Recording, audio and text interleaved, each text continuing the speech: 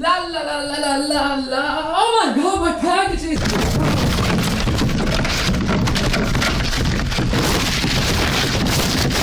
What is it? What? Where did it go? It's time.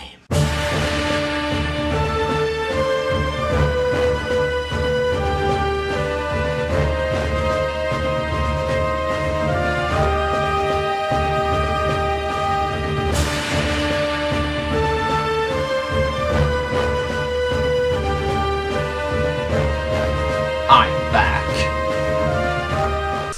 What's up everybody, I am the SNES Geek and welcome to the SNES Geek Show. So what do you do back in the earliest days of licensed game?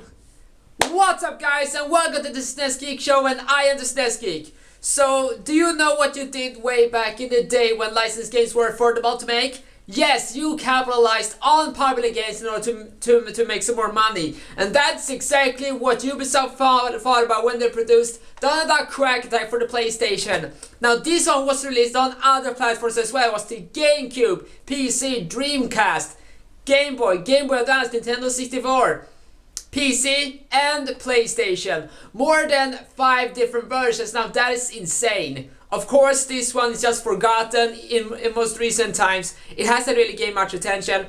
But is it because this game is trash or is it something special?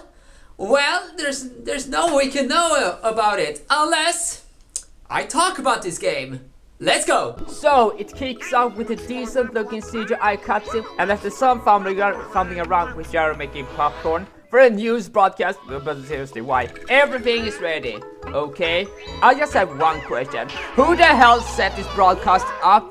With Daisy in a temple with the mission to investigate Murloc the Magician's castle, and with Donald Duck, Jared and Gladstone watching her on the TV. Okay, I just have one question. How did everyone on the team reach the location without dying? Why would they let a great reporter like Daisy go there? Well, I can only assume this is supposed to mark the ending of Quackback, given how she's a reporter in that series as well.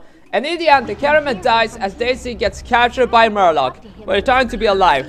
There's no time to grieve over that, and Gladstone goes through a teleporter as he becomes the main character, and he saves everyone, and the game is over. Is what I would say if that was the case. Yeah, this is just a clickbaity appetizer, as he do very few appearances throughout the main story, that being none. Gyro tells Donald to reach Murloc's castle. He had to travel to some of the highest peaks to power the machine to reach the castle. So that's the mission, which means platforming through thick forests, loud cities, dark hallways, and dangerous temples. Does it sound familiar? Of course, no other game has never ever had that setup. Something completely original is the setup. Every world has 4 levels and the goal is to reach the end. You can enter them in any way you like, but it's usually in a square. The forest world is just a straight hallway, absolutely no speeding path, just straight forward to the end portal. As for the controls, they are simple to learn. X to jump and the other action buttons to attack. The very first level teaches you the basics with the collectibles, which in this case are stars. Collect 100 of them to gain extra life, but don't worry, there are plenty of them, and different stars at different values. But why are they here? Well, it turns out that the nephews are elite hackers, as they installed a program in the teleporter.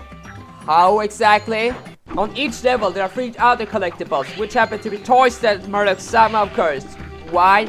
Man, he has a lot of spare time. Well, it turns out these are necessary for 100% completion, as well as something else which I'll talk about later. Just attack this book and the timer begins to count down. Touch the toy to get it.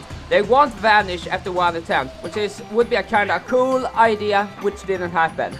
On every level you have to find an electric orb which is needed to unlock the level boss. That makes sense, I won't complain there.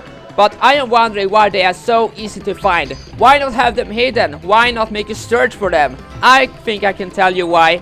So this is a 2.5D game. As you run in a 2D space with 3D activity in the background, it works. Which can be said about the game, but there are some missed opportunities, like have the levels change the time of day and the music to be more fitting. It doesn't ruin the game, it would be a nice touch. Okay, so what are the bosses like? Well, they are pretty decent for what they are. The first boss is this young chicken. Sadly, not the one from this old Donald Duck cartoon. At first, she sends out her children, which Donald have to kill, and then she will appear out on the field and try to kill Donald with her giant ass. Avoid them and then attack her head when she's unconscious. Do this 3 times to win. In the other versions, this battle is a bit more dynamic as she moves based on where Donald Duck is in a more unpredictable pattern. However, the PlayStation version is just have a really strict one. It doesn't really change that much from... The second one is one of the big old bites, but why only one? I have no idea. It's really easy. The entire boss is set in a big space, so there's plenty of space to avoid his projectiles in. It does, however, becomes more difficult for every health piece removed, as dynamite is being thrown around and the concrete is giving in. You can only hurt bosses when this arrow on the screen appears, something not necessarily that easy to spot while in a rush, like I did during this review.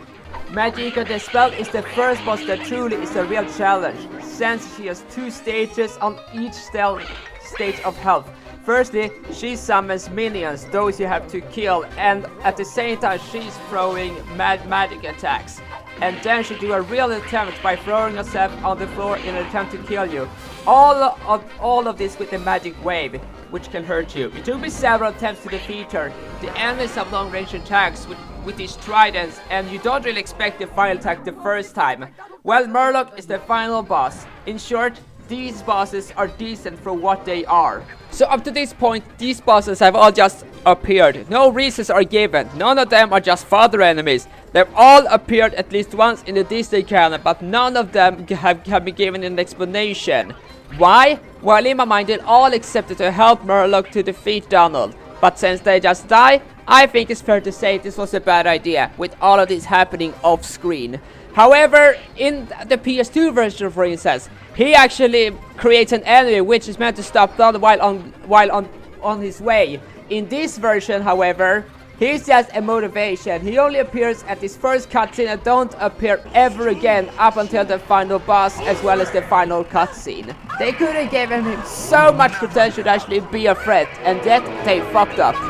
So, like in other versions, there is a chase level in every world, and they can only be accessed by grabbing all of the cursed toys I mentioned before. Grab all of them and you can get to an exclusive chase level. Sadly, I only got 2 of them, since I didn't get all of them. But to tell you, it was a decent idea and the execution is decent as well. Every chase level has something to do with each world. The first one having a bear from the cartoons, the next one having a big car, and the others probably had something related to that very world. So what are the graphics like? Well, they're alright. This is a game that came out in the latter half of the PS1's life, which was released in November 2007 by Carl Barks. You would expect a PS1 game release at this time being broken, ugly, and over as just a poor excuse for a Crash Bandicoot clone. It is nothing mind-blowing or special. Although it does everything it needs to. The environments are just rather flat. Darkbrook is the only world with interesting visuals, and the rest are just kind of bland. The colors in the background just don't stand out. There's nothing to celebrate. It's not going to win any awards for its visuals. The enemies themselves look decent, and so do Donald, and thankfully his entire personality stays intact with great animation and voice acting. It will, however, give you enough material to give you a good time while you play it. I really do love the music. All of it is very fitting. The instruments are upbeat and fun, and so is the composition itself. If I were to be a bit nitpicky, the main thing doesn't really stand out in the location itself. There's too much happening with it for just being a simple room. Overall, Donald Duck Quack Attack doesn't give you anything special. It's not going to win any awards, but it does what it needs to. Just being a decent platformer at a time when the PS1 just had plenty of shit released since the PS2 was brand new. And despite the other versions existing, I had a lot more fun with this version than the rest I had played. The difficulty is perfect for a few days of platforming around, and it's really short in the grand scheme of things. But at times, that's what you want and need. So thank you. And by the way, the machine Murloc had built was making chocolate popcorn. What a chat of a guy. The ending is satisfying enough. So thank you everyone for watching. Bye.